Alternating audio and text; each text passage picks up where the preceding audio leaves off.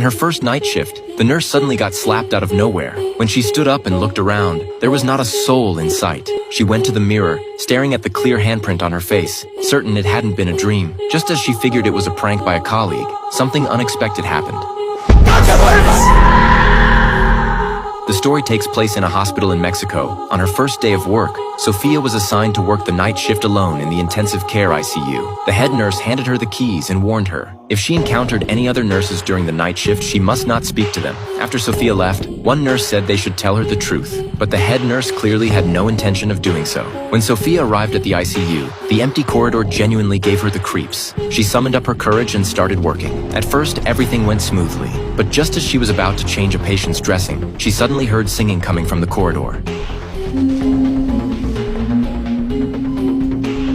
Sophia cautiously stepped out to check, but the corridor was completely empty. No one was there. She reassured herself she must have misheard, put on a brave face, and returned to the ward. But her distraction made her accidentally knock over the medical solution, staining her clothes. Sophia had to go back to the staff locker room, only to find her locker door already open. As she wondered why, the sound of high-heeled shoes suddenly echoed in the corridor, and a figure appeared behind the glass. Sophia tentatively greeted the figure, but there was no response. She plucked up the courage to step out and check, but the corridor was still deserted. Just as she was changing her clothes, the footsteps sounded again.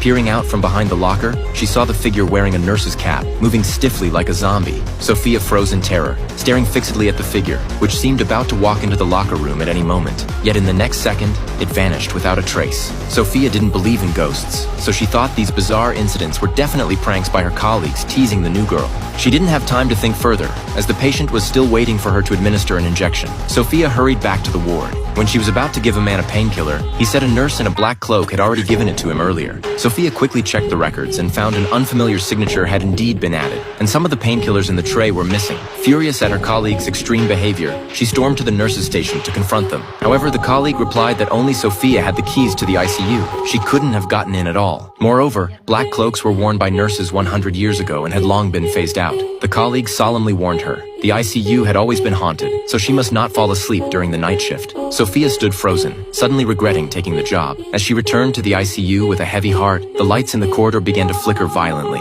The sound of footsteps mixed with singing echoed again, and an eerie black figure slowly emerged from the corner. Sophia summoned all her courage and walked forward slowly. She wanted to see what the ghost really looked like.